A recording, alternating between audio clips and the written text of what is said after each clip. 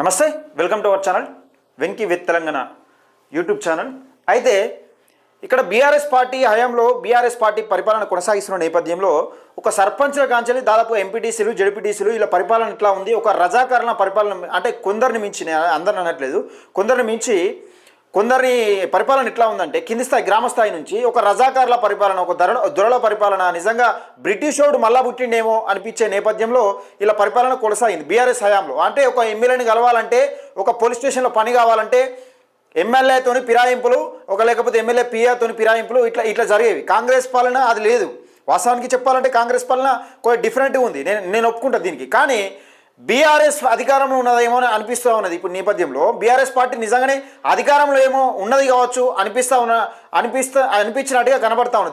తెలంగాణలో దాఖలు కనబడతా ఉంది. ఎందుకంటే ఇటు బీఆర్ఎస్ పార్టీ నాయకులేమో కాంగ్రెస్ పైన దాడి చేస్తూ ఉన్నారు, అధికారంలో ఉన్న నాయకులపైనే దాడి చేస్తూ ఉన్నారు. అదేవిధంగా నిన్న బీఆర్ఎస్ పార్టీ కల్వకుంట్ల తారక రామారావు గారు రేవంత్ రెడ్డికి సవాల్ విసురుతూ ఉన్నాడు. అంటే తెగబలిసిన కోడి చికెన్ సెంటర్ ముందుకు వచ్చి తొడగొట్టినట్టుగా ఇలా పరిపాలన ఇంత దౌర్జన్యంగా కొనసాగిన 9.5 సంవత్సరాలు ఇంత అరాచకంగా భూ కబ్జాలు, దందాలు, రేపులు, దాదాపుగా స్వయంగా హోమ్ మినిస్టర్, గతంలో హోమ్ మినిస్టర్ మనమడే ఒక అమ్మాయిని రేపు చేసినని కొన్ని ఆరోపణలు వచ్చినాయి. సరే, ఆరోపణలు వచ్చిన నేపథ్యంలో ఇలాంటి నిజంగా బీభత్సమైన, అంటే ఒక రజాకారణ పరిపాలన మించి ఒక దురడ పరిపాలన ఇట్లా ఉంటుందని చూపించే విధంగా బీఆర్ఎస్ పార్టీ పరిపాలన కొనసాగిన నేపథ్యంలో ఈ కాంగ్రెస్ పార్టీ పాలన డిఫరెంట్గా ఉన్నది. ఏంటంటే వాళ్ళు అదేది రజాకారుల మించి పరిపాలన చేస్తూ ఉంటే వీళ్ళని పట్టుకోవడంలో విఫలమవుతా ఉన్నారు. వీళ్ళకి చేతనైతలేదు. వీళ్ళకు కాంగ్రెస్ పార్టీ నాయకుల పరిపాలన ఎట్లా ఉందంటే వీళ్ళు కాపాడుకోలేకపోతున్నారు. మరి వీళ్ళు ప్రజలను ఏం కాపాడుతారు? ఇక బీఆర్ఎస్ నాయకుల నుండి వీళ్ళు కాపాడలేకపోతున్నారు. వాళ్ళు వేస్తున్న ఎత్తుగడలకు వీళ్ళు సమాధానం చెప్పలేకపోతున్నారు. అవినీతి చేసి లక్షల కోట్లు అప్పు చేసి దాదాపు కాళేశ్వరం కుంభకోణానికి కారణమయ్యారు.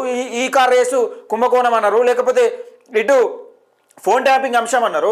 అనేక అంశాల కుంభకోణాలు చేసి 9.5 సంవత్సరాలు విధ్వంసం సృష్టించి తెలంగాణను సర్వనాశనం చేసి సత్యనాశనం చేసి 8 లక్షల కోట్ల అప్పు చేసి దాదాపుగా 8.5 లక్షల కోట్ల అప్పు చేసి ఇంత విధ్వంసం సృష్టించినా కానీ వీళ్ళు బీఆర్ఎస్ నాయకులే కాంగ్రెస్ నాయకులపైన దాడి చేస్తూ ఉన్నారు. ఇది ఎట్లా ఉందంటే చాలా దారుణమైన పరిస్థితి. కాంగ్రెస్ నాయకులకు చేతనైతలేదు. చేత కాకపోతే దిగి చూపెట్టరు. మీరు ఒకసారి గద్దె దించి మా బీసీలకు ఇయ్యి, మా బీసీ నాయకులకు, తీర్మానం లాంటి గట్టి వ్యక్తులకు ఒకసారి అప్పచెప్పురి. మేము అవినీతి అరాచకాలను ఎట్లా అరికట్టాలను, అవినీతి నాయకులను, అగ్రకులాల నాయకులను అవినీతి చేసి లక్షల కోట్ల అప్పు చేసి నిజంగా లక్షల కోట్ల సొమ్ము దోచి తెలంగాణ పేద ప్రజల సొమ్ము దోచిన సొమ్మును ఎట్లా దక్కియాలో మేము చూపిస్తాం. మా బీసీ పరిపాలన నాయకులలో నిజంగా మా బీసీ పరిపాలనలో అవినీతి చేస్తే ఎట్లుంటుంది, అవినీతి నాయకులను ఎట్లా ఉరికంబాలు ఎక్కిస్తాం, అవినీతి నాయకులను ఎట్లా ఊచకోత కోస్తాం అనేది మేము చూపెడతాం. మీకు చేతనైతలేదు. ఇటు రావులకు పరిపాలన చేతగాక రజాకారుల పరిపాలన చూపెట్టారు మా బీసీ ఎస్సీ ఎస్టీ కార్యకర్తలకు, నాయకులకు, ప్రజలకు. ఈ కాంగ్రెస్ వాళ్ళకు, వీళ్ళు రెడ్డి నాయకులకు, వీళ్ళకు కూడా సాధన అయితే లేదు పరిపాలన. ఓన్లీ దాచుకున్నాడు వీళ్ళు కూడా అంతే ఉన్న నేపథ్యం కనబడతా ఉన్నది. కానీ దాడులు మాత్రం మా బీసీలు కొట్టుకుంటా ఉన్నారు, నాయకులు కొట్టుకుంటా ఉన్నారు. ఈ పార్టీల కోసం బీసీలు ఎస్సీలు కలిసి కొట్టుకుంటా ఉన్న నేపథ్యం చూస్తూ ఉన్నాం. బీసీ ఎస్సీ ఎస్టీ కార్యకర్తలు కాబట్టి కొట్టుకుంటా ఉన్న నేపథ్యం మనం చూస్తూ ఉన్నాం. చేతన అయితే లేదు. వీళ్ళ కార్యకర్తలను కాపాడుకున్నా కూడా వీళ్ళ కాంగ్రెస్ వాళ్ళకి సాధన అయితే లేదు. అంటే వీళ్ళు పట్టుకోకపోగా, అవినీతి 9.5 సంవత్సరాలు అధికారంలో ఉండి అవినీతి చేసి వీళ్ళని పట్టుకోకపోగా వీళ్ళ కార్యకర్తలను వీళ్ళే కాపాడుకోలేకపోతున్నారు. మరి ప్రజలను ఏం కాపాడతారు ఈ కాంగ్రెస్ వాళ్ళు? ప్రజలను ఏం కాపాడతారు? మీకు కార్పొరేషన్ పదవుల మీద ఉన్న సోయి ప్రజలను కాపాడే మీద మీ కనీసం మీ కార్యకర్తలను, మీ నాయకులను కాపాడుకునే సోయి లేకపోయా? మీకు చిత్తశుద్ధి లేదు. మీరు ప్రజలను ఏం కాపాడతారు? ఒకసారి చూసే ప్రయత్నం చేద్దాం. నిన్న ఓయో ఛానల్లో జరిగిన ఒక ఇంటర్వ్యూలో కాంగ్రెస్ నాయకుడు, బీఆర్ఎస్ నాయకుడు దాడి చేసుకున్నారు. ఎవరి మీద వెలగొట్టినంటే బీఆర్ఎస్ నాయకుడు వచ్చి కాంగ్రెస్ వాడిని దౌడపండ కొట్టినట్టున్నారు. ఒకసారి చూసే ప్రయత్నం చేద్దాం. అంటే కార్యకర్తలకే సేఫ్టీ లేదు, ఇప్పుడు నాయకులకే సేఫ్టీ లేదు. కాంగ్రెస్ పాలనలో బీఆర్ఎస్ పార్టీలో ఏమైంది? బీఆర్ఎస్ పార్టీలో సర్పంచ్ల కాంచెల్లి ప్రజల మీదకి దాడి చేసిర్రు. వీళ్ళేమో మళ్ళీ వీళ్ళ కాంగ్రెస్ పరిపాలన వచ్చిన తర్వాత కూడా కాంగ్రెస్ నాయకుల మీదనే బీఆర్ఎస్ నాయకులు దాడి చేస్తూ ఉన్నారు. అంటే చూడురిగా తెలంగాణలో అగ్రకులాల పరిపాలన ఏ విధంగా ఉంది, అగ్రకులాల పరిపాలనలో బలి అవుతున్నది ఎవరు, బీసీ ఎస్సీ ఎస్టీలకు, మైనార్టీలకు సేఫ్టీ ఉన్నది ఎక్కడ? ఒకసారి ఆలోచించండి ప్రజలారా. ఒకసారి వీడియో చూసే ప్రయత్నం చేద్దాం. తన్నుకునే మోపవుతారు, పరిపాలన సాధన అయితే లేదు, ఓలకోలు సవాళ్ళు ఇసురుకుంటారు. అవినీతి చేసినోడే అధికారంలో ఉండడానికి సవాళ్ళు ఇసురుతారు. అంటే ఈ చాతగాని సన్నాసులు ఈ పరిపాలన ఏం చేస్తున్నారు? ఈ అగ్రకుల నాయకులకు పరిపాలన చేత కాదని దాదాపుగా 70 సంవత్సరాల నుంచి దోసుకుంటానికి అలవాటైన నాయకులు ఇలా ప్రజలకు సేవ చేయమంటే చేస్తారా? ఒకసారి ఆలోచించాల్సిన విషయం ఒకసారి చూద్దాం. అంటే ఇలా నాయకులే వీళ్ళు కాపాడుకోలేకపోతున్నారు. ఒకసారి చూసే ప్రయత్నం చేద్దాం. ఇది చూడరు ఒకసారి.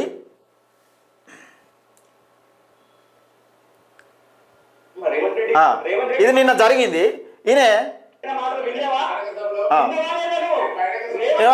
ఈయన బీఆర్ఎస్ నాయకుడు, ఈయన కాంగ్రెస్ నాయకుడు. పిచ్చి పిచ్చి మాటలు మాట్లాడుతుందండి కాంగ్రెస్ పార్టీ వాళ్ళు, పిచ్చి పిచ్చిగా మాట్లాడుతుందండి. అంటే అధికారం వీళ్ళది కాదు, వీళ్ళది ఉన్నది. ఇప్పుడు బీఆర్ఎస్ నాయకులు ఉన్నది అధికారం. ఎందుకంటే పిచ్చి పిచ్చి మాటలు మాట్లాడుకో. రేవంత్ రెడ్డి మాడితే ముఖ్యమంత్రిగా విలువలేదు. సోయలేని పరిపాలన ఎందుకు చేస్తున్నావు రేవంత్ రెడ్డి? సిగ్గుశరం ఉంటే దిగిపో. ఒకసారి మా మల్లన్ లాంటి వ్యక్తికి ఒక్కసారి పరిపాలన అంటే ఏంది, అధికారం అంటే ఏందని చూపెడతాడు. ఒకసారి సీఎం పదవికి ఉన్న రేంజ్ ఏంది, సీఎం పదవిలో ఉన్నోడు పరిపాలన ఎట్లా చేయాలి, మా బీసీలకు ఇచ్చి చూడు ఒకసారి. మాటలు మాట్లాడుతూ పిచ్చి లెక్కలు ముఖ్యమంత్రి గారి గురించి మాట్లాడేది. నీ పనికిరాని ముఖ్యమంత్రి మీరు ముఖ్యమంత్రికి ఒక సామాన్యుడు, ఒక కార్యకర్త స్థాయి వ్యక్తి, ముఖ్యమంత్రి, ఒక నాయకుడు అంటే ఎమ్మెల్యే కాదు, మనం కాదు, ముఖ్యమంత్రి స్థాయిని పట్టుకొని నీదో పనికి మాలిన వ్యక్తి, నీదో కథ, నీదో కార్ఖానా మాట్లాడుతుండే. పనికొచ్చే ప్రభుత్వం, మీరు ఒక మంత్రి, ఏం మాట్లాడతారు? హౌరా మాటలు కాకపోతే మీ ముఖ్యమంత్రి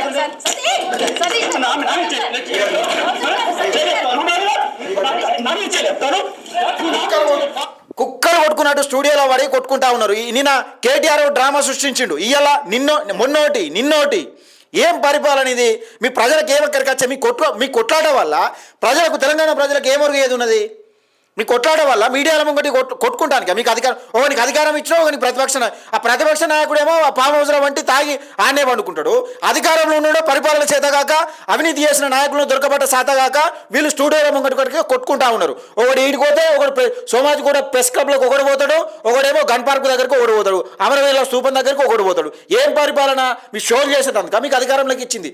మాకు మా ప్రజలకు, పేద ప్రజలకు సేవ చేయమని ఒకరికి అధికారం ఇచ్చినా, ఒకరికి మా ప్రజల తరపున కొట్లాడమని ఒకరికి ప్రతిపక్షం ఇచ్చినాం. ఒళ్ళు బలిసి కొట్టుకుంటా ఉన్నారు మీరు తెలంగాణలో. అర్థమవుతుందా? మీ పరిపాలన చేత కాదుగా, మీతో అయిపోయింది, మీతో కాదుగా. మీ పార్టీల ముసుగులో పడి మా బీసీఎస్ ఎస్టీ మైనార్టీలు బలి అవుతా ఉన్నారు. అర్థమవుతుందా? మీ పరిపాలన శాత కాదుగా. మమ్మల్ని బలి చేసేటందుకే, మమ్మల్ని కొట్టుకసొచ్చేటందుకే, జెండాలు మోసేటందుకే, జిందాబాలు కొట్టేటందుకే పనిచేస్తాం తప్పితే మీతో పరిపాలన శాత కాదు. మీరు కొట్టుకోరు దమ్ముంటే. ముఖ్యమంత్రులు ఒకరు ఫామ్ హౌస్లో మనోడు వచ్చి కొట్టుకోరు, ఒకరు కొడంగల్ నుంచి గెలిచిందిగా రేవంత్ రెడ్డి, వాళ్ళు కొట్టుకోరు. దమ్ముంటే మీరు చెరో కట్టి పట్టుకొని కొట్టుకోరు. మీరు చెరో కట్టి పట్టుకొని కొట్టుకోరు. ఇదా మీ పరిపాలన?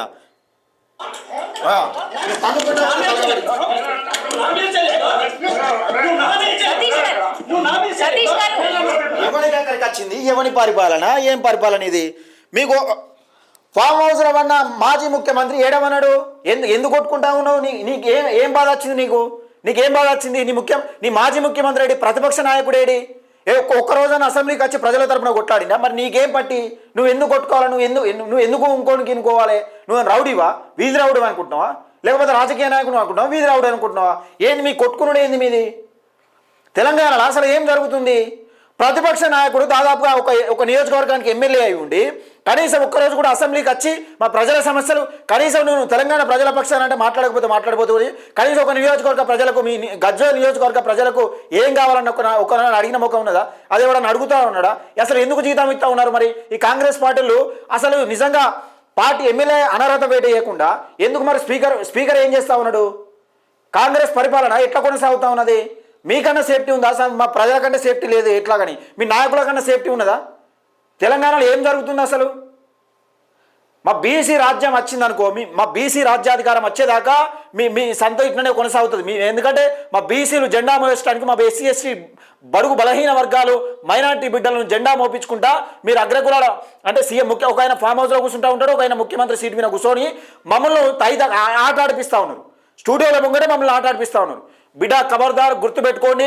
మీ పరిపాలన చేత కాకపోతే అటు బీఆర్ఎస్ పార్టీకి పరిపాలన చేత కాకపోతే గద్దె దించి కాంగ్రెస్ పార్టీని ఎక్కించినాం. ఈరోజు కాంగ్రెస్ పార్టీకి మీకు రాజకీయం చేత కాకపోతే మేము బీసీలు ఎక్కడానికి సిద్ధంగా ఉన్నాం. రాబోయేది బీసీ రాజ్యమే, గుర్తుపెట్టుకో బిడ్డ. మిమ్మల్ని ఎవరెవరైతే అవినీతి చేసి, అక్రమాలు చేసి, వేల కోట్లు సంపాదించి విదేశీనాల్లో కంపెనీలు పెట్టిండో మా బీసీ రాజ్యంలో అవన్నీ తవ్వి తీస్తాం. అవినీతి సొమ్మును గక్కిస్తాం, పేద ప్రజలకు వంచుతాం. జాగ్రత్త, ఖబర్దార్ బిడ్డ.